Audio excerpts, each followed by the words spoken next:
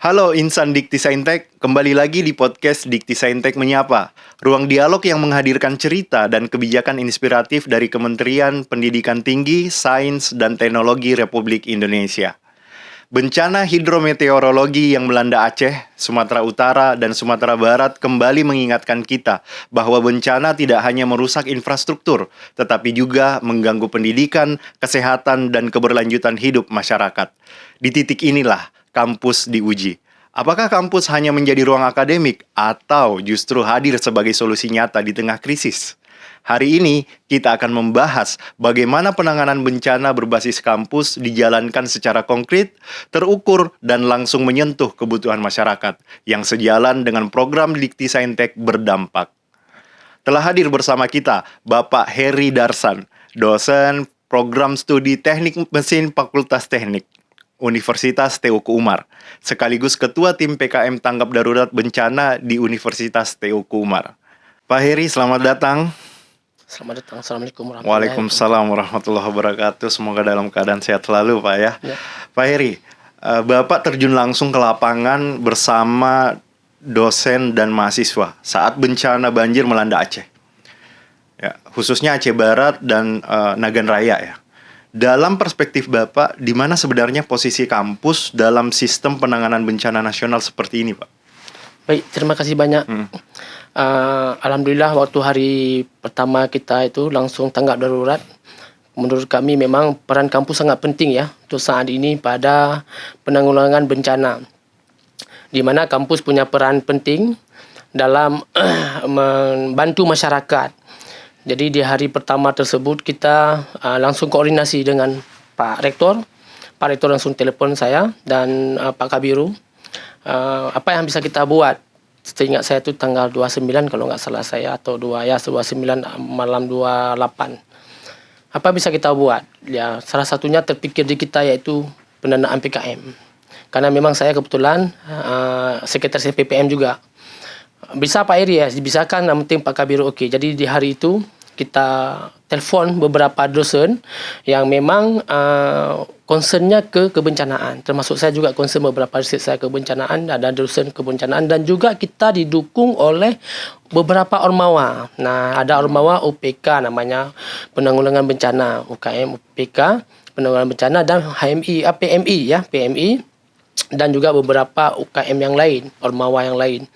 Nah, di situ kita telpon beberapa dosen yang memang peduli terhadap bencana, langsung bergerak di hari itu, dan saya juga langsung gunakan ruang rapat EBPM untuk rapat, dan kita langsung melakukan pemetaan, langsung melakukan kemana yang kita dapatkan. Dan waktu itu kita dapat informasi masih sekilas di media sosial dan orang-orang terdekat kita. Dan langsung hari itu kita inisiatif dari Pak Rektor, kita gunakan pendanaan PNBP dulu sebentar untuk PKM. Apa yang bisa kita siasati iaitu kita lebih fokus ke sembako dulu, Pak.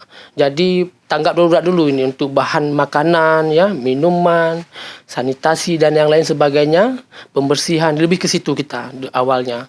Dan langsung gerak cepat. Kebetulan di Melabuh itu Aceh Barat kita langsung bergerak hari ke tanggal 29 kalau nggak salah saya ke Pantai Cermin, Woyla, dan juga salah satu yang paling parah iaitu ke daerah Betong Atuh. Itu tepatnya di Nagaraya. Ternyata di Nagaraya itu ada 3 dan ada beberapa lokasi lain, iaitu di Betong Atuh paling parah, Lami juga, dan Tripa.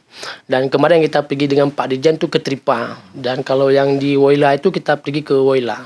Di Pantai Cermin nggak sempat kan agak jauh. Kira-kira seperti itu. Dan mahasiswa di garda di depan juga bersama dosen, dan secara refleks kita menunjuk PIC masing-masing. Jadi kita menunjuk PIC masing-masing, dan di Betong Atuh itu akses pertama sampai ke sana adalah dosen itu, Pak Irsadi dan Pak Iwan Sampurna. Jadi memang langsung membangun posko di sana dan langsung membagikan sembako hasil dari kumpulan kita bersama. Dan juga dari hasil dari uang Universitas Tengku Umar dipakai untuk penanggulangan bencana tahap awal. Betong Atuh itu sangat parah, Pak. Berarti kampus ini tidak menunggu instruksi ya, tapi inisiatif langsung. Iya, jadi kita pengalaman dari tsunami dan beberapa kejadian yang di Aceh ini, waktu itu kampus harus bergerak, Pak.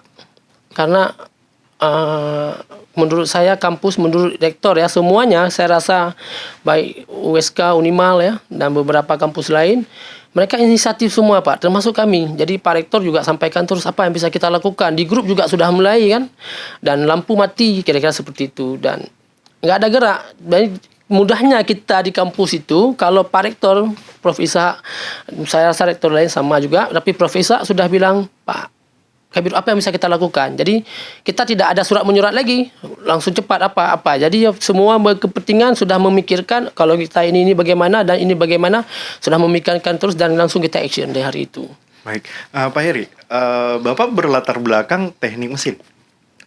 Namun di lapangan ini kan kebutuhan paling mendesak justru kayak air bersih, logistik yang dasar lah ya. Nah, bagaimana proses implementasi atau menerjemahkan ilmu dan riset kampus untuk menjadi solusi cepat dalam bencana seperti ini, Pak? Baik, terima kasih. Saya kebetulan ada riset kosa bangsa saya yang berdampak ini. Salah satunya juga tentang kebencanaan, Pak. Jadi memang dalam beberapa tahun ke belakang saya juga fokus ke kebencanaan dan juga ke T3, teknologi tepat guna, dan juga ke bagian biomas dan lain sebagainya. Tapi kalau untuk penanggulangan bencana, saya kan ambil kosa bangsa yang berdampak ini kan di Semelu, Pak. Jadi salah satunya ada EWS dan ada beberapa, dan tahun ini juga saya bersama tim UGM juga ada EWS juga.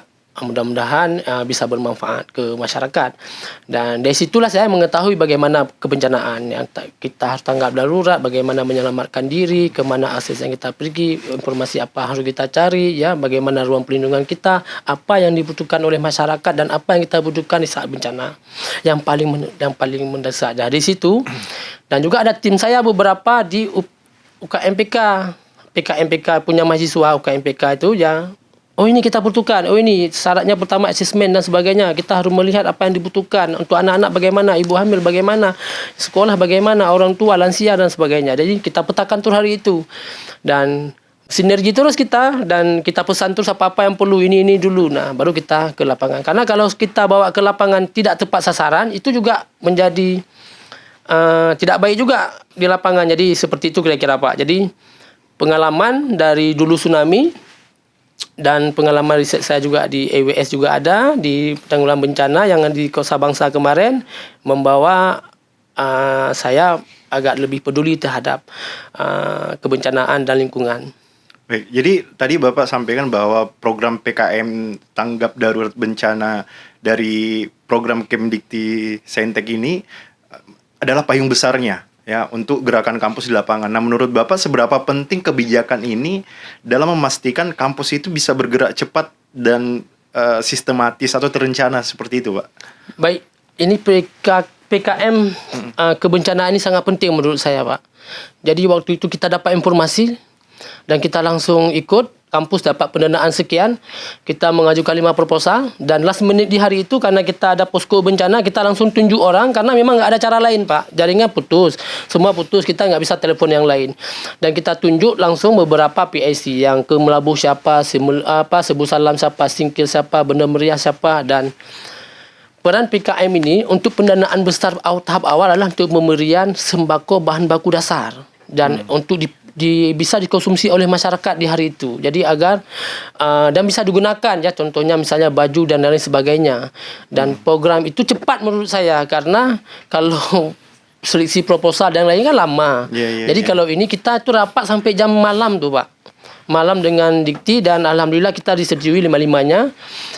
Yang pertama disetujui di Melabuh, yang kedua Nagaraya, yang ketiga kita ada di Sebulu Salam, yang keempat Singkil, dan yang kelima di Bener Meriah. Kira-kira seperti itu. Itu pendanaan dari PMB, dan lumayan besar pendanaannya, hampir 5 proposal tersebut untuk kita salurkan bantuan agar tepat sasaran. Dengan adanya PKM ini sehingga membuat UTU bisa lebih tanggap darurat. Nah, dari bantuan PKM ini apa saja yang sudah dilakukan oleh UTU ini, Pak? Baik. Yang pertama kita membeli bahan pokok kebutuhan dasar daripada para pengungsi dan masyarakat di situ, yaitu beras, ya, telur, sarden, pampers, minyak, baju dan yang lain sebagainya. Itu kebutuhan sandang dan pangan. Selanjutnya baru kita beli lagi, kita sediakan air bersih, ya, sanitasi dan yang lain sebagainya. Contoh misalnya kemarin di Sebulu Salam, ya, tidak di depan masjid itu belum ada air, ya, kita langsung gerak cepat beli pompa, beli genset, ya, ternyata di Sebulu Salam hidup listrik, tapi kita juga beli untuk jaga-jaga, kita beli pompa. Kita lihat beberapa sumur itu banyak lumpur. Nah, jadi memang ada satu sumur yang masih bagus, ya, di depan masjid, ya, kita pasang pompa, instalasi jaringan pipa terus. Kita beli hari itu terus dan alhamdulillah berapa jam kemudian airnya sudah mengalir. Nah, jadi itu katanya alhamdulillah Pak Eri, besok kami bisa sholat Jumat di sini, ya. Saya nggak tahu dan sebagainya, dan alhamdulillah hari itu juga datang wali kotanya dan beliau mengapresiasikan kegiatan kita. Berarti memang dengan PKM ini bahwa program dari Mendikti-Saintek ini memang negara langsung hadir, ya, kasarnya gitu, ya. Oh iya Pak, kalau dari pendanaan tersebut kementerian langsung hadir kan? Iya. Ada pendanaan di situ, dan bukan kita saja. Ada USK juga kan, ada Unima juga, ada beberapa kampus yang bergerak langsung ke posisi-posisi yang ditunjuk, seperti wilayah timur misalnya kan, wilayah timur ada Pidijaya, Biren, Lok Semawe kan, Lok Sukun, sampai Tamiang, dan juga wilayah tengah ada Gayo Luwes kan, Bener Meriah langsung menuju, ya, seberapa, cuman yang ada yang Bener Meriah yang belum, mungkin saat ini sudah bisa. Dan dari kemampuan Pak Heri sendiri udah berkecimpung dalam penanggulangan ini, akhirnya bisa respon cepat dan efektif sesuai dengan apapun yang dibutuhkan di masyarakat, seperti itu, ya Pak, ya? Iya Pak, kalau dalam menangani bencana ini kita memang harus sensitif Pak. Maksudnya masyarakat itu kan gaya susah Pak. Jadi kalau misalnya kita pergi ke sana juga membuat mereka tidak nyaman, itu akan menjadi lebih parah lagi. Jadi kita harus betul-betul pergi ke sana siap mental, siap semuanya, siap juga logistik dan lain sebagainya, agar memang datang kita ke sana membantu masyarakat. Berarti memang yang terkendala sampai misalnya ada yang merasa belum sampai bantuannya itu karena memang aksesnya yang tidak mudah. Oh ya, jadi kendala kita di lapangan nih Pak, ya. Yang pertama itu listrik, jalan, transportasi itu susah. Terus memang jaringan internet juga. Jadi kita mau komunikasi susah. Jadi untuk ke lokasi susah, dan juga untuk komunikasi kita sendiri susah. Jadi ada beberapa. Tapi kalau memang jalan itu bisa dilewati, tidak ada yang terkendala, kita salurkan semua. Ya, di daerah kami di bagian barat, ya, bagian Barsela kita inikan semua. Jadi masuk ke daerah paling parah, ya, Butung, Panti Cermin, ya, kita sudah hadir dalam berapa tanggal 29 sudah hadir kita ke 29, 29, 30, 31 sudah hadir, dan itu Pak Rektor juga sendiri pergi ke sana, dan besoknya juga kita pergi lagi. Cuman nyampainya malam di Desa Ketambang, nggak bisa ke Kalawi yang sudah pora-poranda, kita langsung kasih di situ. Wah, luar biasa. Saya tegang sekali dengar ceritanya, Mbak. Kalau begitu kita relax sedikit dulu boleh lah, Pak, ya? Kita ada mini games, boleh nggak, ya? Boleh ya, biar nggak terlalu tegang. Saya dengar ceritanya udah ngebayangin kayak gimana kejadian di sana, Pak. Dan proses, alhamdulillah dengan adanya PKM ini, kemudian para dosen yang betul-betul pengabdiannya yang responnya cepat, bisa memberi kontribusi yang luar biasa terhadap penanggulangan bencana ini. Nah, kita ada mini games, Pak. Jadi jawabannya itu singkat, ya. Kalau bisa satu kata. Oke, siapa ya? Pertanyaan pertama nih.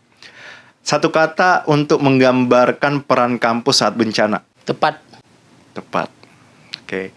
Pertanyaan kedua, hal paling krusial yang sering dilupakan dalam penanganan bencana. Keselamatan. Pertanyaan ketiga, mahasiswa ideal di situasi krisis itu seperti apa? Peduli. Pertanyaan terakhir, teknologi kampus yang paling dibutuhkan saat bencana. Early Warning System, IWS. Oke, luar biasa, ya. Ini kayak udah terprogram semua, Pak, ya. Satu kata bisa langsung dijawab langsung nih.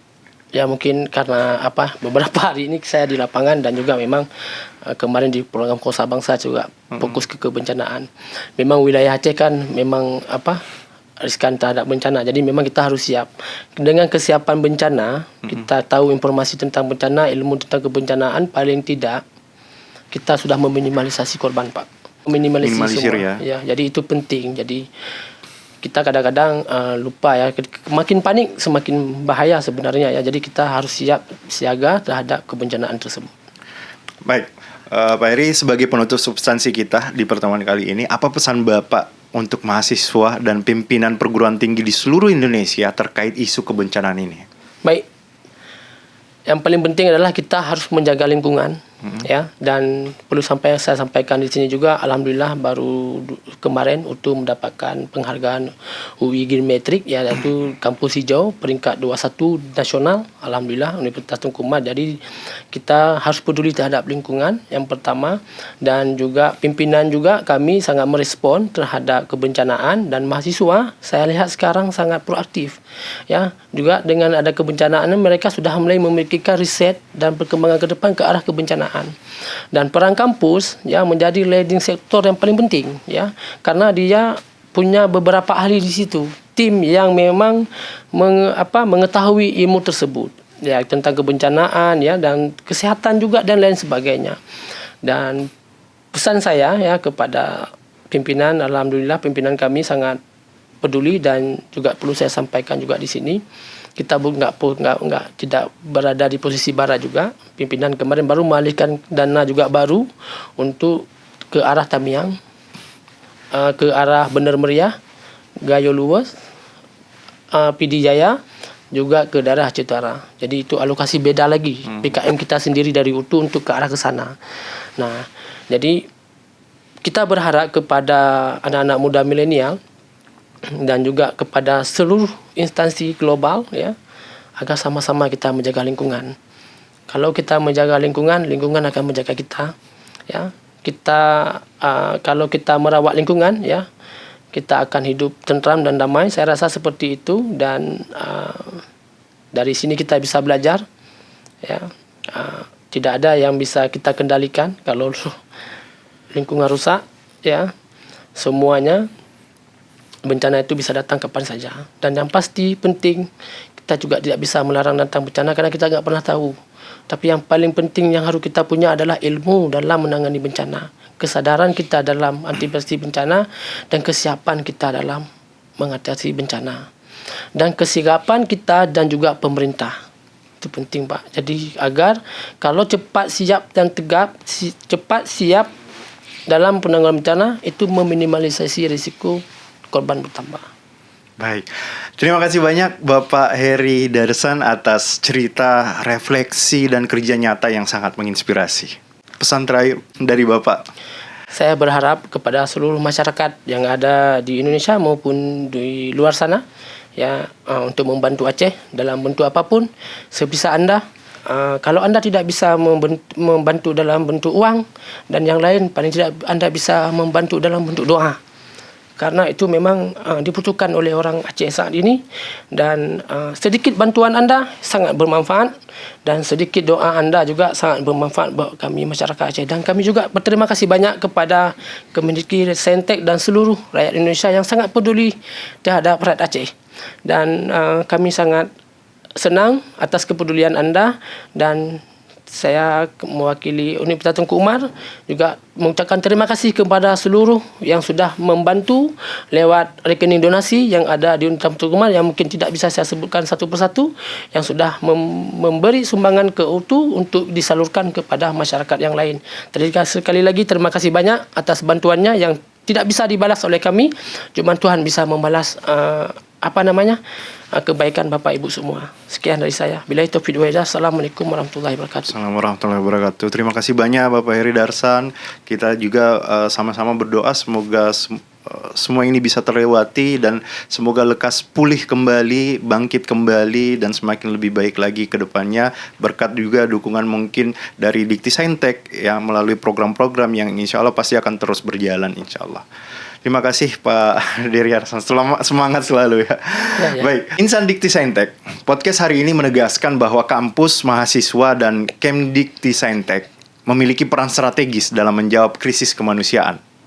Di sini, kolaborasi dan respon cepat kampus menjadi inspirasi bahwa ilmu tidak boleh diam. Ia harus bergerak, hadir, dan berdampak. Saya Andi Matuju, pamit undur diri. Sampai jumpa di episode berikutnya. Tetap peduli, tetap bergerak. Salam Dikti Saintek berdampak.